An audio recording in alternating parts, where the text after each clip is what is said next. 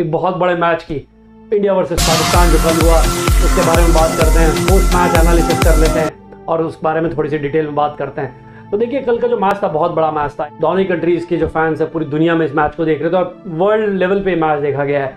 और कल के स्टेडियम इस बात का बहुत बड़ा एग्जाम्पल है कि जिस तरीके से फैंस वहाँ दिखे।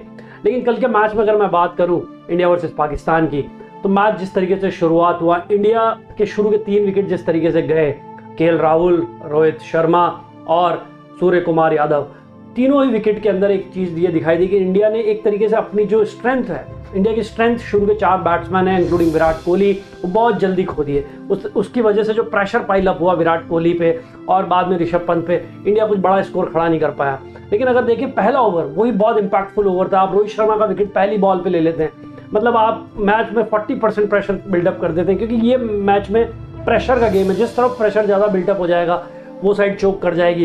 रोहित शर्मा जैसे ही LBW हुए प्लम, वहाँ से मैच थोड़ा सा इंडिया प्रेशर में आया। और उसके बाद केएल राहुल, इस समय केएल राहुल बहुत बड़े प्लेयर है इंडिया के लिए, वो भी बोल्ड हो गए। और शाहीन आफरीदी ने जो दोनों विकेट लिए, इसने इंडिया को इतने प्रेशर में पाइलअप कर दिया कि वहाँ से इंडिया को उभरना बहुत मुश्किल हो गया। क्योंकि शुरू के 6 ओवर में जहाँ आपके पास पावर प्ले होता है, वहाँ आप ज़्यादा रन नहीं बना पाए और वहाँ पर विराट कोहली पे जो प्रेशर आया, और उसके बाद सूर्य कुमार यादव भी ज़्यादा कंट्रीब्यूट नहीं कर पाए। देखा जाए तो उसके बाद ऋषभ पंत और विराट कोहली की इनिंग्स ने इंडिया को एक रिस्पेक्टेबल स्कोर तक पहुंचाया। लेकिन 151 score on this pitch I think बहुत कम है। और आई थिंक 3 विकेट जाने के बाद 151 के टारगेट पे जो इंडिया ने सेट किया, वो मुझे लगा इस पिच पर थोड़ा सा इजी रहा चेस करना पाकिस्तान को। लेकिन जब पाकिस्तान बैटिंग करने आया तो कहीं ना कहीं लगा कि शुरुआत के 1-2 ओवर में 1 विकेट पक्का निकलेगा, क्योंकि जिस तरीके से बॉलिंग हो रही थी पाकिस्तान की, शाहीन आफरीदी ने जिस तरीके से स्विंग कराई थी, मुझे लगा बुमराह, भुवी एंड शामी वो एडवांटेज लेंगे। लेकिन वो मिल नहीं पाई। बुमराह की बॉलिंग तो भी लीथल थी, लेकिन वो इम्पैक्ट नहीं डाल पाई। और Bhuvi and Shami is not able to create any dent in the Pakistan batting. और आप देख लीजिए, बाबर आजम और रिजवान ने जिस तरीके से कंट्रोल किया शुरू से ही इनिंग्स में, रन भी बनाते गए साथ साथ में और विकेट भी अपना जो है वो नहीं दिया, कोई लूज शॉट नहीं खेला। और कहीं भी उसके बाद मैच जो है वो पूरा पाकिस्तान की तरफ चला गया।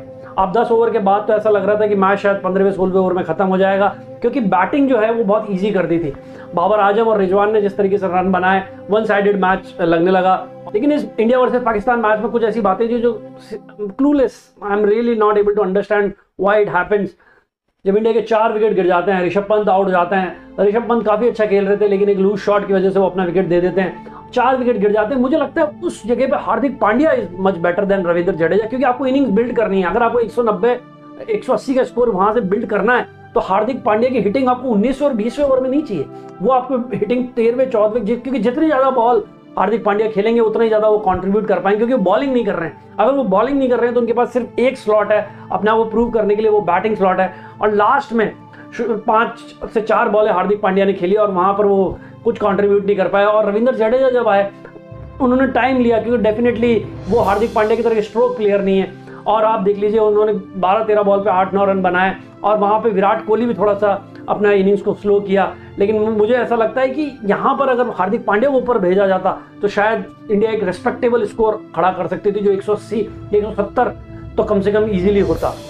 लेकिन उसके बावजूद आप जब बॉलिंग करते हैं, आप ये देख लीजिए, जब इंडिया बॉलिंग करने आता है, बुमराह से पहला ओवर नहीं फेंकवा रहे हैं। बुमराह से अगर आप पहला ओवर फेंकवाते हैं, बॉलिंग नहीं है, मुझे लगता है वहां पर एडवांटेज, वहां पर अगर आप देखें पाकिस्तान में उनके मेन बॉलर शाहीन आफरीदी वो पहला ओवर फेंक रहे हैं। हमारे यहाँ बुमराह पहला ओवर नहीं फेंक रहे हैं, क्योंकि पहले ओवर में अगर 1-2 विकेट गिर जाते हैं जैसे इंडिया की गिरे, शायद प्रेशर बिल्डअप हो सकता है। और बुमराह की अगर आप बॉलिंग देखें, कल भी जब भी वो बॉल फेंक रहे थे, कुछ ना कुछ ऐसी बॉल्स हो रही थी जहां पे लग रहा था कि अब विकेट निकल सकता है। तो बुमराह आपके मेन बॉलर हैं। और वहां पर अगर आप देखते हैं स्पिन में, मुझे लगा कल इंडिया की बॉलिंग सिर्फ बुमराह के ऊपर ही डिपेंडेंट थी पूरी, बाकी कोई भी बॉलर को इंपैक्ट नहीं कर पा रहा है। ऐसा भी नहीं लग रहा है कोई विकेट टेकिंग बॉलिंग है। कल के मैच में मुझे ऐसा लगा कि इंडिया अपने पूरी पोटेंशियल के साथ नहीं खेला, क्योंकि अगर पूरी पोटेंशियल के साथ खेलता तो शायद वो पाकिस्तान को फाइट दे सकता था और जीत भी सकता था, क्योंकि इंडिया एक बहुत स्ट्रॉन्ग टीम है, फेवरेट्स हैं इस वर्ल्ड कप। पाकिस्तान ने बिना विकेट खोए मैच जीत लिया, तो ये एक दर्शाता है कि कहीं ना कहीं इंडिया की बॉलिंग बहुत वीक रही। बैटिंग में आपने 151 एक एवरेज स्कोर खड़ा किया, और मुझे लगता है अब तक की पाकिस्तान ने जितनी भी मैच जीती हैं, इंक्लूडिंग वर्ल्ड कप और आउटसाइड ऑफ वर्ल्ड कप, ये उनकी सबसे बड़ी जीत है, क्योंकि उन्होंने इस वर्ल्ड कप की शुरुआत एक बहुत बड़े मोमेंटम से कर दी है। और यहाँ से इंडिया के लिए नेक्स्ट मैच में न्यूजीलैंड के खिलाफ एक बहुत प्रेशर पाइलअप होगा, और वहाँ पे उनको अपने आप को प्रूव करना पड़ेगा, क्योंकि India is one of the favourite team again for this world cup. And if they play with their best strength and as in unity in the team, I think they will gonna make the World Cup because India deserve this. Thank you. Signing off.